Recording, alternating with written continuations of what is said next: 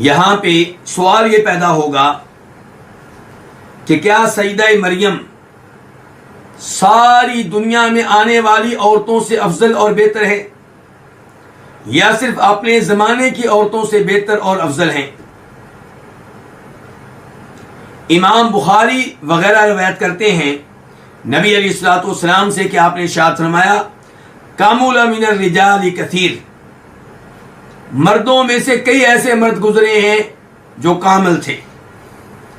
ولم یکمل من النساء، لیکن عورتوں میں سے جو عورتیں کامل گزری ہیں، جنہوں نے کمال پایا ہے، وہ ایک آسیہ امرات فرعون،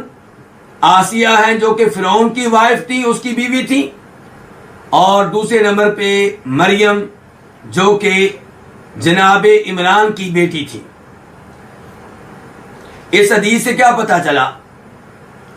کہ کئی مرد ایسے گزرے ہیں جو تقوی میں، پرہیزگاری میں، نیکی میں، اخلاق میں کامل تھے۔ مثال کے طور پہ انبیاء کرام علیہم الصلوۃ والسلام سارے کے سارے کامل ہیں، لیکن عورتوں میں سے جن کو کمال ملا وہ دو ہیں، آسیہ اور سیدہ مریم۔ تو کیا یہ فضیلت سیدہ مریم کی اپنے زمانے کی عورتوں کے اعتبار سے ہے یا قیامت تک آنے والی تمام عورتوں کے اعتبار سے ہے؟ کچھ علماء کرام نے کہا ہے قیامت تک آنے والی تمام عورتوں کے اعتبار سے ہے، اور کچھ نے کہا ہے کہ ان کے زمانے کی عورتوں کے اعتبار سے ہے، کیونکہ دیگر احادیث سے پتہ چلتا ہے کہ اللہ رب العزت نے نبی علیہ الصلوۃ والسلام کی امت میں کئی عورتوں کو بہت زیادہ شان دی ہے، مقام دیا ہے۔ مثال کے طور پہ سیدہ خدیجہ رضی اللہ عنہا، ام المؤمنین عائشہ، اور سیدہ فاطمہ جو کہ نبی علیہ الصلوۃ والسلام کی صاحبزادی ہیں۔ اسی لیے نبی علیہ الصلوۃ والسلام ایک حدیث میں ارشاد فرماتے ہیں جسے امام ترمذی اپنی حدیث کی کتاب میں روایت کرتے ہیں کہ عورتوں میں سے